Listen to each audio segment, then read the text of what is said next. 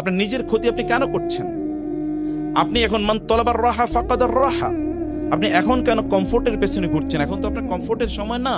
আল্লাহ রাসূল কি এই কথা বলেন নাই, যে ব্যক্তি সকালে ঘুম থেকে উঠতে পারে না সে ফাসবাহা খাবিসান নাফসি কাসলান, যখন সে ঘুম থেকে উঠে সূর্য ওঠার পর তখন সে একটা খবিস অন্তর নিয়ে ঘুম থেকে উঠে, খবিস অন্তর। হ্যাবিটস আর টু বি গ্র্যাজুয়ালি ডেভেলপড।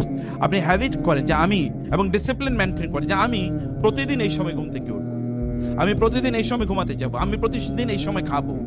এই পৃথিবীর সকল সফল মানুষরা দেখেন এই কাজ করেছে। আপনার কমফোর্ট জোন থেকে বাইরে হন, যে আমার এটা ভালো লাগে, আপনার যেটা ভালো লাগে এটা আপনাকে কোনোদিন সামনে এগিয়ে নিয়ে যাবে না। মান তলাবার রাহা ফাকাদার রাহা, যেটা আমরা আগে বলেছি, যে ব্যক্তি কেবল সুখের পিছনে ঘুরে সে কোনোদিন সুখ পাবে না।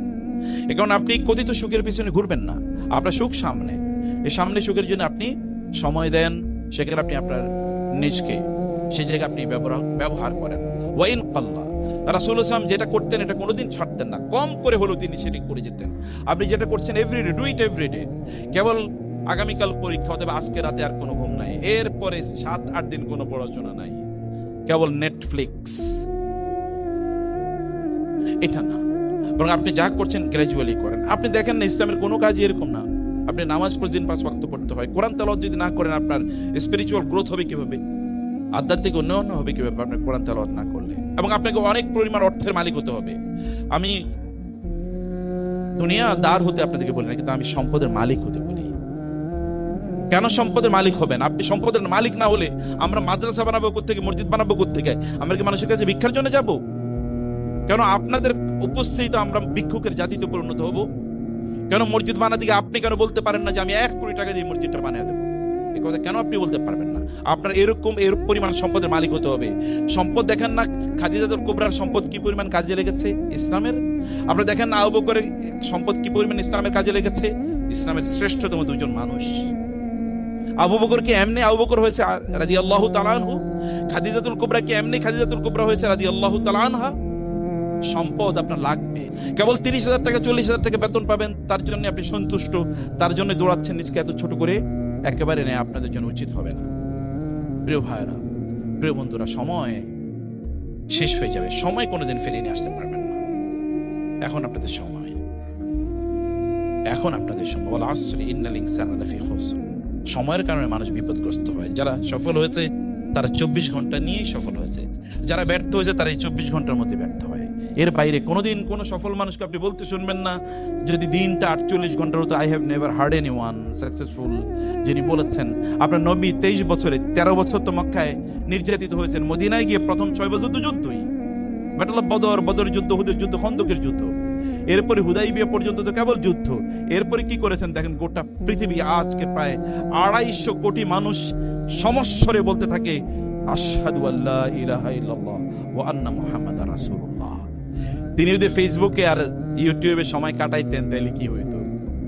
তখন ফেসবুক আর ইউটিউব ছিল না, কিন্তু কম্পোনেন্ট শয়তানের ট্রিক সবসময় একরকম, কেবল খোলস পাল্টায়। শয়তানের ট্রিক সবসময় একরকম, একই কাম, তখনও যা ছিল এখনো আছে, কেবল প্যাটার্ন চেঞ্জ হয়েছে, আর কিছু না। আপনি প্যাটার্নের মধ্যে ঢুকে নিজকে ধ্বংস করে দেওয়ার কোনো প্রয়োজন নাই।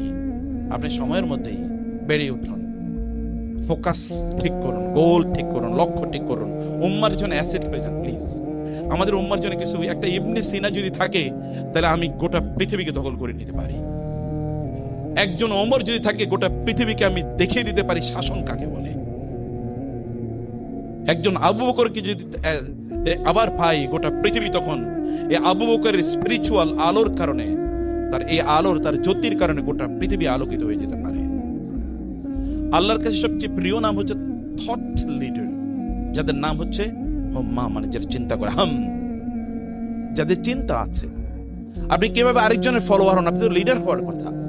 আপনি কিভাবে মিস্টার মেসি এর ফলোয়ার হন? এটা কিভাবে আপনার ফেসবুকে তার মানে ছবিটা কিভাবে শোভা পায়? এটা তো আপনার পার্সোনালিটির সাথে যায় না। সে কে আর আপনি কি? আপনার মানদণ্ডে কি সে আসতে পারে? সে তো একটা পা দিয়ে কেবল ফুটবল খেলে, আর আপনার তো 2টা হাত আছে, 2টা পা আছে, এবং একটা ব্রেন, অসাধারণ ব্রেন আছে। আপনি মেডিকেল কলেজের ছাত্র, সে তো মেডিকেল কলেজে পড়তে পারেন নাই, তার ওই যোগ্যতাও নেই। আপনি তার ফলোয়ার হন কিভাবে?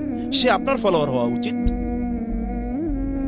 অথবা আপনার ব্রায়ান লারা, সচিন টেন্ডুলকারদের আপনি পেছনে পেছনে ঘুরেন, এটা তো আত্মমর্যাদার ইস্যু, এটা আত্মমর্যাদার ইস্যু, এটা আপনার সাথে যায় না। আপনাকে এমন জায়গায় নিয়ে আপনার নিজকে আপনার build your own personality, your own branding, আপনার নিজে সেটা করেন, আপনার নিজের মধ্যে ইনভেস্ট করেন, লোকেরা আপনাকে ডাকুক। আপনার ইন্টেলেকচুয়াল ক্যাপাসিটি এমন একটা জায়গায় নিয়ে যাক যে আপনি যেখানে যান, ওয়াজআলানি মুবারাকান আইনামা কুনতু ওয়া আওসানি বিস-সালাতি ওয়াজ-যাকাতি মা দুমতু হাইয়া আল মুমিনু খায়রুন কুল্লুহু। রাসূলুল্লাহ সাল্লাল্লাহু আলাইহি ওয়াসাল্লাম বলেছেন, ঈমানদাররা তাদের নিজেদেরকে এমন লেভেলে নিয়ে যায় যেখানে যায় সেখানে সে কল্যাণ বয়ে দেয়। ঈসা আলাইহিস সালামের ব্যাপারে আল্লাহ তাআলা বলেছেন, ওয়াজআলানি মুবারাকান আইনামা কুনতু। ঈসা আলাইহিস সালাম বললেন, আল্লাহ আমাকে বরকতময় করেছেন, যেখানেই থাকি, যখনই থাকি, যেখানেই যাই সেখানে আমার কারণে বরকত চারিদিকে ছড়িয়ে পড়ে। আপনার নবী যেখানে গিয়েছে দেখেন, তিনি মক্কা ছেড়ে চলে গেছেন, মক্কা অন্ধকারাচ্ছন্ন হয়ে গেছে। তারাহাল আন কওমিন ফাদাল্লাত উকুলুহুম ওয়া হাল্লা আলা কওমিন বিনূরিন মুজাদ্দাদি। কবি বলেছেন, তারাহাল আন কওমিন ফাদাল্লাত উকুলুহুম। তিনি মক্কা থেকে যখন চলে যান, এরপর ইতিহাস দেখেন, মক্কা এরপরে দুর্ভিক্ষ শুরু হয়ে যায়। তিনি মক্কা থেকে চলে গেছেন, মক্কায় দুর্ভিক্ষ। ফাদাল্লাত উকুলুহুম, এই লোকগুলো মনে হচ্ছিল মেধা শূন্য, অথচ কুরাইশরা আরব না গোটা মানব জাতির মধ্যে সবচেয়ে বেশি ব্রিলিয়ান্ট জ্ঞানী, কিন্তু ফাদাল্লাত উকুলুহুম এখন এরা যেন as if they are ignorant and they are lost in the deserts, in wilderness, মানে তারা এখন আর কিছুই বুঝতে পারছে না। ফাদাল্লাত উকুলুহুম ওয়া হাল্লা আলা কওমিন বিনূরিন মুজাদ্দাদি। ইয়াসরিব শব্দটার মধ্যে একটা নেগেটিভ ইস্যু আছে, কারণ রাসূল বলেছেন তোমরা ইয়াসরিব বলবা না, ইয়াসরিব বলবা না। এটা নাম হয়ে গেছে মদিনা। মদিনা যাওয়ার পরে কি অবস্থা হয়েছে দেখেন তো, গোটা পৃথিবীতে একটা মদিনা বললে একটা জায়গায় গেছে, অথচ মদিনা মানে কিন্তু সিটি। মদিনা মানে কি? সিটি। কিন্তু গোটা পৃথিবীতে সিটি নামে একটাই আছে, সেটা হচ্ছে মদিনা। মদিনা বললে কেবল একটা জায়গায় কি বুঝায়? এটা বলা না হয় না মদিনা তো দিনাজপুর, অথবা মদিনা তো ঢাকা, মদিনা তো ওয়াশিংটন, বলা হয় না। মদিনা মানে ওইটাই। এটা কেমন হয়েছে? তিনি যেখানে গিয়েছেন সেখানে বারাকা। এমনকি তিনি যে রাস্তা দিয়ে হেঁটে গিয়েছেন, যেখানে তিনি দাঁড়িয়েছিলেন, ওইখানে পরবর্তী সাহাবায়ে কেরামরা মসজিদ তৈরি করেছেন। যেখানে তিনি সালাত করেছেন, ওইটা এখন বিখ্যাত জায়গা। এটা কারণ কি? পার্সোনালিটি, ব্যক্তিত্ব, নিজের মধ্যে ইনভেস্টমেন্ট। যেটা বলেছে ইউসুফ আলাইহিস সালাম তো কৃতদাস আকারে তিনি বাজারে বিক্রি হয়ে গেছেন, তাই না? সেই কৃতদাসকে কি করেছে? বলছে আমাকে। তারপরে মিশরের সম্রাট তিনি কিভাবে হয়েছেন? তিনি তো এমনি মিশরের সম্রাট হন নাই, এমনি মিশরের সম্রাট হন নাই। মক্কার লোকেরা কেন আপনার নবীর পিছনে এরকম ঘুরেছে? কেন তৎকালীন রোমান এম্পায়ার সম্রাটরা কেন ওমর রাদিয়াল্লাহু তাআলা আনহুর রাজত্ব দেখার জন্য বা তার শাসন ব্যবস্থা দেখার জন্য আসতো? কেন গান্ধীকে যখন বলা হয়েছিল, যখন পাকিস্তান এবং ইন্ডিয়া যখন ভাগ হয়, তাকে বলা হয়েছিল যে পাকিস্তান মুসলমানদের তাদের তো একটা কনস্টিটিউশন আছে, কোরআন আছে, তারা সেইভাবে তাদের দেশ পরিচালনা করবে। But what do you have? আপনাদের কি আছে? আপনি কিভাবে রাষ্ট্র পরিচালনা করবেন? তিনি একটা বই দেখিয়ে বলেছেন, এই বই অনুসারে। বলো বইটা কি? বলেছে life and administration of Omar. এই ওমরের অ্যাডমিনিস্ট্রেশন কি ছিল, এটা আমার জন্য কিছু লাগবে না। এই পৃথিবীর সর্বশ্রেষ্ঠ অ্যাডমিনিস্ট্রেটরের নাম হলো ওমর ইবনুল খাত্তাব রাদিয়াল্লাহু তাআলা আনহু। কোত্থেকে শিখেছেন? কোত্থেকে পড়েছেন? আপনার সেই জেনিয়াস, আমরা সেরকম একটা জেনিয়াস, নিজকে এরকম একটা জায়গায় আপনাদেরকে নিয়ে যাওয়া দরকার। মোরাল ক্যাপিটাল নিজের মধ্যে অবশ্যই বিল্ড আপ করতে হবে। মোরাল ক্যাপিটাল বিল্ড আপ করতে হবে। ইন্টেলেকচুয়াল ক্যাপিটাল এর পাশাপাশি আপনার স্পিরিচুয়াল ক্যাপিটাল বিল্ড আপ করতে হবে। আপনি অনেক সফল, কিন্তু আল্লাহর সামনে আপনার সামান্য কোনো দাম নাই। যেমন ফেরাউনকে যখন লোহিত সাগরে নিমজ্জিত করে হত্যা করা হয়, তখন ফেরাউন বলছিল আমানতু বিল্লাযী আমানা বিহি বানু ইসরাঈল। বানু ইসরাঈল অথবা মূসা এবং হারুন যেই রবের প্রতি ঈমান এনেছেন, আমি তার প্রতি ঈমান আনলাম। এই কথা যখন সে বলছিল, তখন ইয়া আল্লাহ, ইয়া আল্লাহ, ইয়া রাব, ইয়া ইলাহি, এই কথা যখন বলছিল, তখন ফেরেশতারা বলেন, আল্লাহ একটা আওয়াজ আসতেছে, আওয়াজটার মধ্যে একটু গন্ধ আছে, দুর্গন্ধ। আপনার নাম ডাকতেছে, এটা কোন? এটা কে? বলে এটা ফেরাউন। আল্লাহ প্লিজ ফেরাউনের দোয়াটা কবুল করেন না প্লিজ, কারণ আল্লাহ তো মেহেরবান, কবুল করেও ফেলতে পারেন। প্লিজ আল্লাহ ফেরাউনের দোয়া কবুল করেন না। অন্যদিকে ইউনূস আলাইহিস সালাম যখন মাছের পেটে, ফানাদা ফিজ যুলুমাতি আল্লা ইলাহা ইল্লা আনতা সুবহানাকা ইন্নী কুনতু মিনাজ জালিমিন। ফেরেশতারা বলেন, আল্লাহ, একটা আওয়াজ শুনতে পাচ্ছি, এই আওয়াজ পরিচিত মনে হয়, মনে হচ্ছে আর অনেকবার এই আওয়াজ, আপনার নামের এই আওয়াজ অনেকবার শুনেছি, কণ্ঠটা খুব পরিচিত। আল্লাহ কে? বলি ইউনুস। ওর আল্লাহ দ্রুত ইউনুসের দোয়া কবুল করেন না, প্লিজ দ্রুত কবুল করেন। আল্লাহ তাআলা বলেন, ফাসতাজাবনা লাহু ওয়া নাজ্জাইনাহু মিনাল গাম ওয়া কাযালিকা নুনজিল মুমিনিন। আপনারা যারা আরবি ভাষা বুঝেন, এটা বাবুল ইস্তেফাল। বাবুল ইস্তেফালের একটা খাসিয়াত হচ্ছে এটা দ্রুত, ইমিডিয়েটলি, এখনই। বলে ফাসতাজাবনা, আমি immediately responded to his prayer. ওয়া নাজ্জাইনাহু মিনাল গাম, এবং বাবুত তাফঈল এর একটা খাসিয়াত হচ্ছে ব্যাপকতা, আল কাসরা বুঝায়।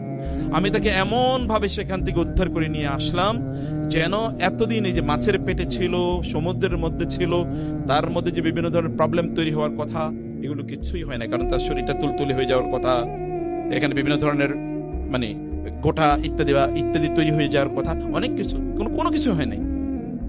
তরতা যে মানুষ সেখান থেকে বের করে নিয়ে এসেছি আমি তাকে। সম্মানিত ভাইয়েরা, বোনেরা, আপনার নিজের মোরাল ডেভেলপমেন্ট লাগবে।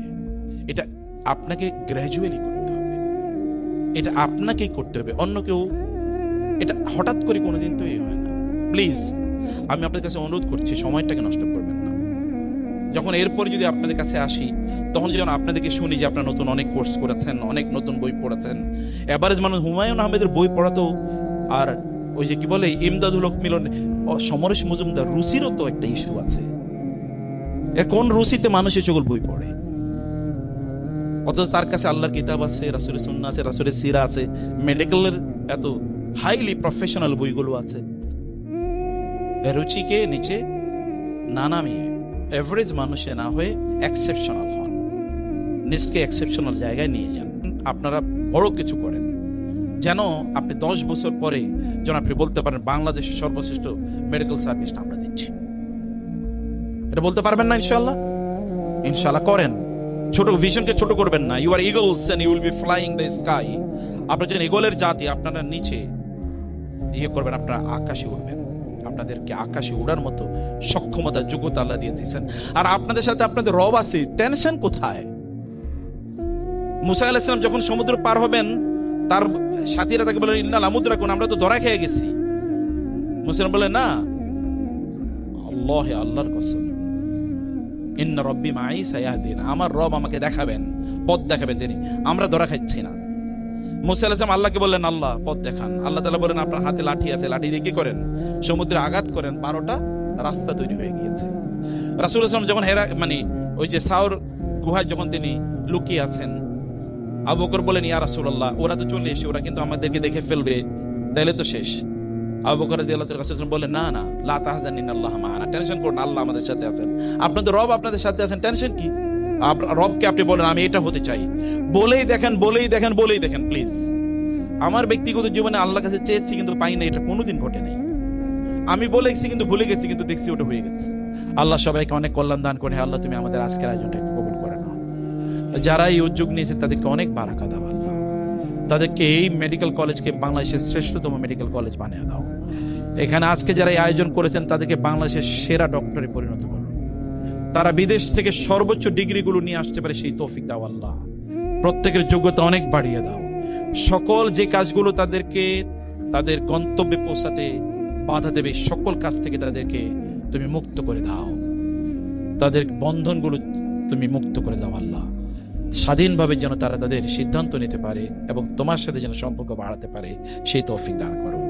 আমাদের সময় তো স্যাররা যারা সময় দিয়েছেন, principal sir, vice principal sir সহ অন্যান্য প্রফেসরস এবং হেডস অফ দি ডিপার্টমেন্টস, তাদের প্রত্যেককে আল্লাহ তুমি বারাকা দান করো। এবং আমাদের সম্মানিত ওলামায়ে কেরাম যারা আছেন তাদেরকে তুমি বারাকা দান করো আল্লাহ। আমাদের দেশটাকে তুমি তোমার রহমত বরকত দিয়ে পূর্ণ করে দাও আল্লাহ। এই জমিনটাকে তুমি তোমার দ্বীনের জন্য কবুল করে নাও। আমরা সবাই দ্বীনকে ভালোবাসি আল্লাহ। আমাদের প্রত্যেকের চিন্তা ভুল হতে পারে, কিন্তু আমরা সবাইকে প্রচন্ড ভালোবাসি, শ্রদ্ধা করি। আপনারাও প্লিজ যারা দ্বীনের কথা বলেন কাউকে ঘৃণা করেন না প্লিজ। আপনার চিন্তা একরকম, আপনি একভাবে দ্বীন কায়েম করতে চান, আরেকজন আনভাবে করে, তাকে কেন আপনি ঘৃণা করবেন? তার সাথে আমাদের নিজেদের শত্রুতা কইরেন না। আমরা নিজেরা নিজেদের শত্রু না, আমাদের শত্রু অন্যজন, কিন্তু আমরা তাদেরকে ভুলে গিয়ে নিজেরা মারামারিতে লিপ্তে আছি। হে আল্লাহ, এই মেডিকেল কলেজে যারা ভাইরা দিনের পথে আছে তাদের প্রত্যেকের মাঝে সীসার আলা প্রাচীর মতো ভাতৃত্ব তৈরি করে দাও।